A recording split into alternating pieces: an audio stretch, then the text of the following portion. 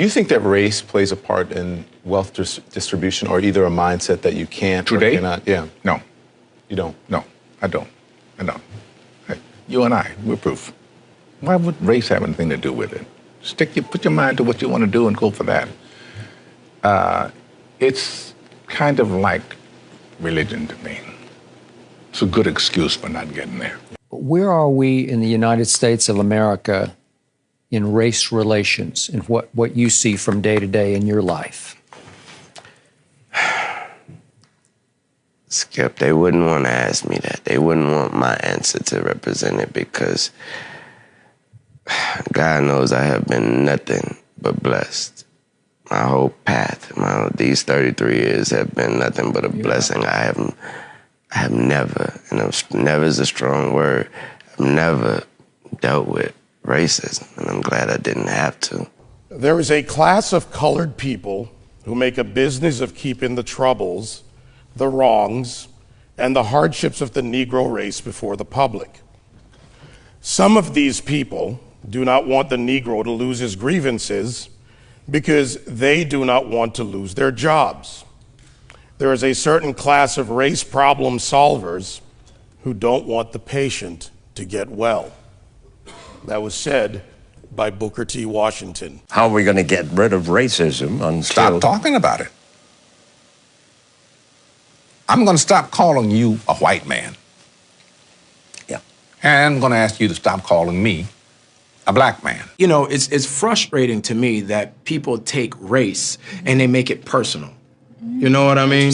Like we're at a loss in this generation. If you look at it in the 80s, Archie Bunker was a stark racist. Stark. If you don't know who Archie Bunker is, look him up. All in the Family, great show. You heard him. The Jeffersons, stark racist. Fred Sanford, stark racist. But you know what black people and white people did? They laughed. You watch 48 Hours with Eddie Murphy and Nick Nolte. Both of them hated each other because he was black and because he was white. You know what they did? They laughed. But I asked you what the racial breakdown was of your audience. Do you remember this? And you told me the only black face you could see in the whole audience was your makeup artist. I believe that's what you said, and she was in the front row, right? A lot of white kids love rap. Yes. Explain that. What does that say to you? What's the message of it? What's the bigger picture of it? I don't want to be bashed because I don't want to sound like I'm on the wrong if there is a side, but I thought that was clearly a message that there was no such thing as racism. That's what I thought that was. You know, I said, and it's probably get me in trouble, but I said to some of my colleagues recently, so I know that it's an issue, but it seems like every single day on television I'm talking about race, and it's because of the news cycle, it's in the news, but sometimes I get so tired of talking about it, I want to just go, this is over, can we move on? And if you talk about it, it exists. Right. Yeah. It's not like it exists and we refuse to talk about it, but making it a bigger issue than it needs to be is the problem we have. And right now, we are in a society where we can't have a conversation because no one's willing to listen. People are just shouting. People are just Whatever they shouting. think. People are walking down the street, hashtagging everything, but no one's listening. Using wrong examples to present an argument leads us nowhere forward.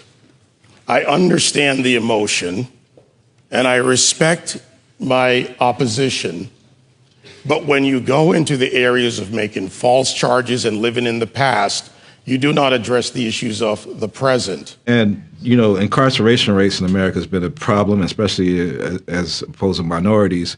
And Roman delves into the issues around the legal system. Do you think we've made any headway in the legal system? I think it's more important to make headway in our own house. By the time the system comes into play, the damage is done. They're not locking up 7-year-olds. In the 1960s, 80+% of blacks were two-parent homes. Today, that is reversed completely the other way. I was in Chicago a couple of 3-4 weeks ago, and we saw these little kids on bikes with masks on the side of their head, like 5 or 6 of them. And the driver said, yeah, they're little yummies. I said, who? He said, little yummies. Look up, Google Lil Yummy. Lil Yummy was an 11-year-old murderer. Wow. And you look at his picture, you'll see the headshot of him, and he's like this. And he got murdered at 11 by a 14-year-old. Wow. Who's doing life now, and a 16-year-old. It makes no sense. You blame the system. Where was his father? No one wants to talk about perception when it comes to racial profiling. No one wants to talk about stereotypes when it comes to racial profiling. Blacks are convinced that the number one issue facing the country right now is social justice, racist white cops, discrimination, systemic racism, microaggression, whatever new word they come up with, and it's a bunch of nonsense. This is what I know. I'm a certified scuba diver. My first day of class, they told me this. When you're in shark-infested waters, everything in that water is considered a threat until proven otherwise. If it's a guppy, it could be a shark until you know it's a guppy. And I think as black men, we need to realize we're in shark-infested waters. And if we don't sit our young men down and we don't talk to them about perception, if we don't talk to them about stereotypes, we're doing them a huge disservice. It starts in the house. It starts in the home. And yeah, well, my father got locked up. Well, where was his father? Yeah. You know, like I did talk about my three closest friends, and they did, 15 to 25, one did 28, this and that. I was the only one of the three that had a father in my life, even though my parents were together. But I still had a father who was a gentle man and a good example, and they didn't. We can blame the system if we want, but they didn't lock any of us up at 7. Yeah. We were all doing enough to get locked up at 13. My parents sent me in another direction. They didn't have anybody to help them, and they kept doing what they was doing, and the system got them. So I don't. The system is rigged, but why? All the more reason not to help it. The number one problem domestically facing this country is a breakdown of the family. And President Obama said it. I didn't. A black kid, or kid, not just a black kid, a kid raised without a dad is 5 times more likely to be poor and commit crimes, 9 times more likely to drop out of school, and 20 times more likely to end up in jail. So you're far more likely to end up in jail without having a dad than you are because of a white racist cop. Prime example, I got pulled over by the police, come over to my window, flash his light in my face, hand on my pistol. I can handle that 2 ways. I can start yelling and screaming and tell him he a racist and he don't know me. You doing this wrong. Or I can say, yes, officer, no, officer, or we done, officer. And both of them are going to have drastically different outcomes. Half the homicides in this country are committed by and against black people. Last year, there were 14,000 homicides, not talking about suicides, I'm talking about homicides.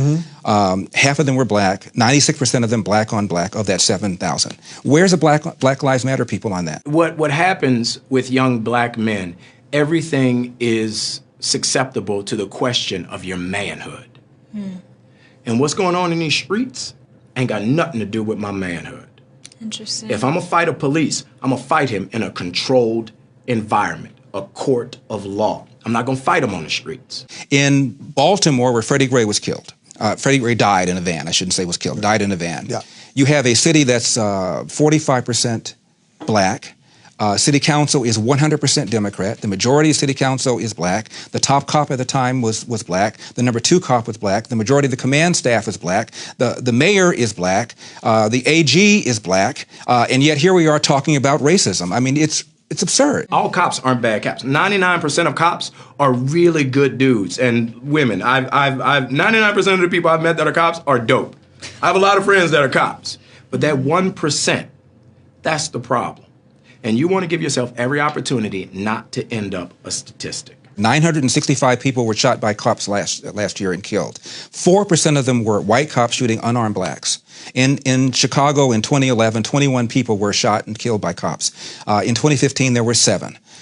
In Chicago, which is a third black, a third white, and a third Hispanic, 70% of the homicides are black on black. About 40 per month, almost 500 per year last year in Chicago, and 75% of them are unsolved. Where is the Black Lives Matter on that? The idea that a racist white cop shooting unarmed black people is a peril to black people is BS. Black History Month, you find Ridiculous.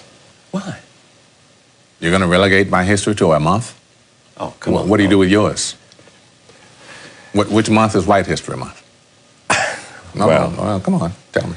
Well, I'm Jewish. Okay, which month is Jewish History Month? There isn't one. Oh, why not? Yeah. Do you want one? No. No, all right. I don't either. I don't want a Black History Month. Black history is American history. Abraham Lincoln, as my colleague said, fought a war to preserve the Union.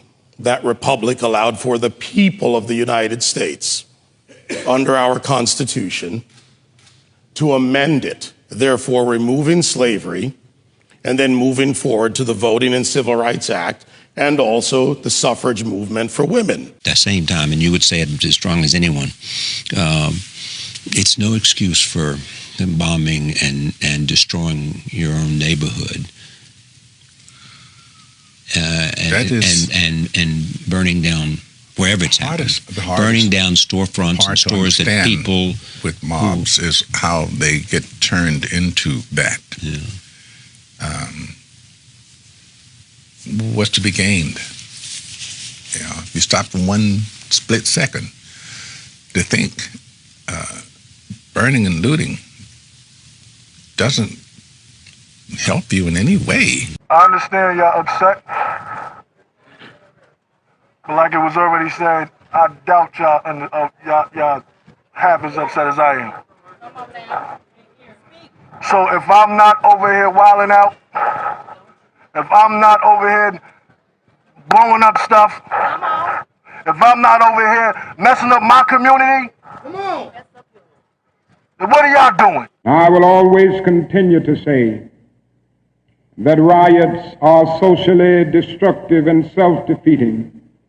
I'm still convinced that non-violence is the most potent weapon available to oppress people in their struggle for freedom and justice. I feel that violence will only create more social problems than they will solve. Let's switch it up, y'all. Let's switch it up. Yeah. Amen. Do this peacefully. Please. My brother moved here from Houston, and I used to talk to him on the phone. He loved it here. He started driving truck. He was good. So I highly doubt. No, I don't know. I know he would not want y'all to be doing this. So I will continue to condemn riots and continue to say to my brothers and sisters that this is not the way. Continue to affirm that there is another way.